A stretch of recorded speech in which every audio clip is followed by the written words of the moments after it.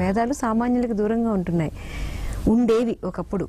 ఒక వర్గమే వాళ్ళ దగ్గర పెట్టుకుంది అనే వాదం కూడా ఉంది. యుగ ధర్మాలు మారుతున్న కొద్దీ మేబీ ఇప్పుడు వేదాలు అందరికీ అందుబాటులోకి వచ్చినాయి. అలాగే మన చదువులో కూడా, ఎడ్యుకేషన్ సిస్టమ్ లో కూడా కొంత పాత్ర తీసుకోవడం వల్ల ఏమైనా ఉపయోగం ఉంటుందంటారా? చాలా బాగుందమ్మా. కానీ వేదాలు అందరికీ అందించే ప్రయత్నం మనుషులు చాలా బాగా చేశారు. ఎందుకంటే వేదం ఒక టెస్ట్, ఒక నాలెడ్జ్ రెండు ఉంటాయి ఇక్కడ. అందులో ఉన్న స్వరము, అక్షరము ఇవన్నీ కూడా భగవత్ స్వరూపంగా మన వాళ్ళు భావించారు. అందుకే ఆ మంత్ర భాగాన్ని కాపాడడానికి ఒక ప్రత్యేక జీవన విధానం అవసరం. కేవలం మామూలుగా చెప్పుకునే నీతి కథల పుస్తకం కాదది.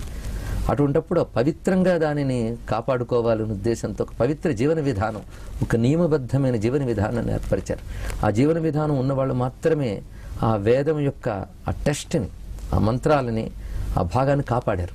కానీ వేదంలో ఉన్న విజ్ఞానాన్ని, అందులో ఏం చెప్పారనే దాన్ని తీసుకునే పురాణాలు, ధర్మశాస్త్రాలు ఇవన్నీ ఏర్పాటు చేశారు.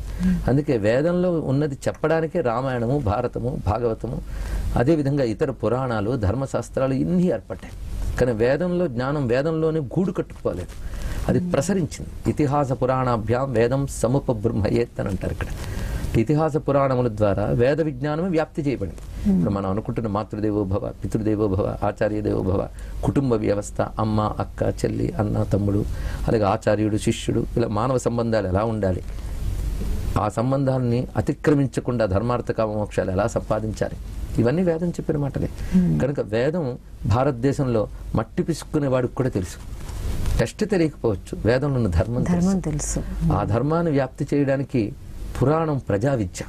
ఇప్పటికీ మన వాళ్ళు పెద్ద పెద్ద వాక్యాలను తీసుకుని 10 మందికి అర్థమయ్యేటట్టు చెప్పాలి అని మనం చేస్తూ ఉన్నాం. ఆ పని వ్యాసుడే చేశాడు. రచ్చబండ దాకా తీసుకొచ్చాడు వేదాన్ని. పురాణ విద్య ప్రతి రాత్రి, ప్రతి గుడి మండపం, ప్రతి రచ్చబండ ఒక పాఠశాల అయ్యేది.